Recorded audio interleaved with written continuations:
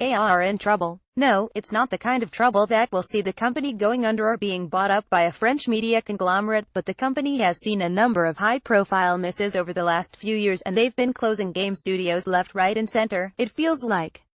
Visceral Games and the announced refocus of their Star Wars game into something that sounds a lot more like Destiny or Anthem is the culmination of a chastening string of disappointments.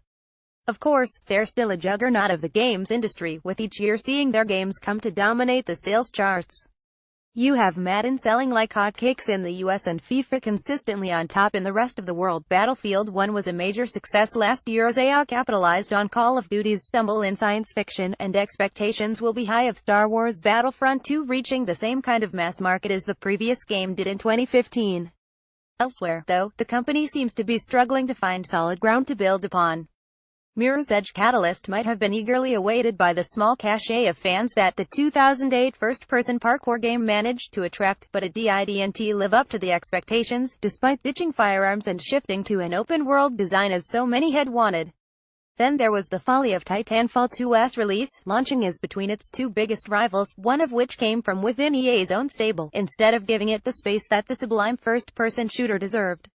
The release of Mass Effect Andromeda was also highly anticipated after the popularity of the original trilogy, but the internal struggles to find the right direction for the game and a serious lack of polish damned it to ridicule and sad indifference.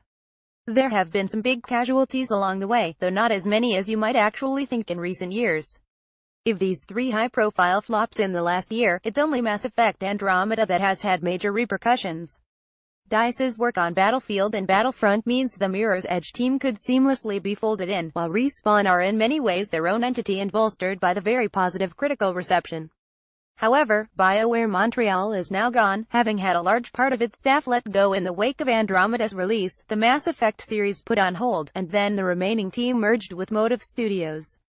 It's been quite some time since EA have made a big-budget single-player adventure stick, regardless of the genre. In fact, you have to look back half a decade to Mass Effect 3 for the last blend of single-player, critical praise and commercial success, and just a year later saw Crysis 3 as a big-budget flop and Dead Space 3 failing to surpass its predecessor in sales and was criticized for straying too far from its horror game roots. It's the Dead Space series that Visceral Games will likely be most fondly remembered for. It certainly won't be Battlefield Hardline, and with Amy Hennig of Uncharted and Naughty Dog fame at the helm, there was a lot of anticipation for the untitled Star Wars game that they were working on. However, outside of some concept art and a brief teaser trailer, we really have little to go on with the action-adventure title they were developing. Past failures will absolutely have come into account for the decision to shut down Visceral and transform that game into something else, and the fact of the matter is that after 3 years of development alongside Motive Studios and with no indication that the game would be ready soon, this was going to be a game with a huge budget. Of course, those who have followed EA's decision-making process over the years will see that this is not an uncommon reaction to studios that fail to meet some kind of expectation. Many fondly remember the likes of Pandemic Studios, the original development team behind the first Star Wars Battlefront games, as well as Destroy All Humans and the Mercenaries series. After being bought by EA, the studio was quickly dissolved for reasons that are still somewhat unclear.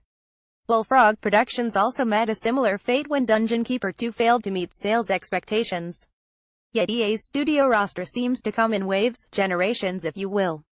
When the likes of Pandemic and Bullfrog were in trouble, others such as Visceral, DICE, and BioWare came into the fold to bolster their ever-evolving lineup. Now with Motive Studios' creation and sudden explosion in growth, Anthem expected to herald the next decade of BioWare gaming, as well as DICE hitting on a money-making formula, it seems EA is evolving once more. Sadly, this means shifting what they may perceive as studios holding back progress, and Visceral are just the latest victim in a long list of those cut loose. Reading between the lines, it's easy to see Soderlund's mention of fundamental shifts in the marketplace and the desire to make a game that players come back to and enjoy for a long time to come, and spot the looming specters of microtransactions and Destiny or EA's own Anthem within this. It's certainly true that when budgets get bigger, you either need to sell more games, sell the same number of games at a higher price, or keep people engaged for longer and spending money after its release. Given how EA's business has evolved around FIFA Ultimate Team and microtransactions, the way that their multiplayer shooters have thrived since Battlefield 3 and the degree to which their single-player games have underperformed, it's no surprise that they've felt the need to refocus Visceral's Star Wars game. Of course, where the game was in development, we don't know, and we don't even know what EA now expect it to become. Is it taking a linear 8-hour Star Wars action romp and trying to spin that out into a Destiny-like game? Honestly, I can't see something like that taking anything less than another 3 or 4 years.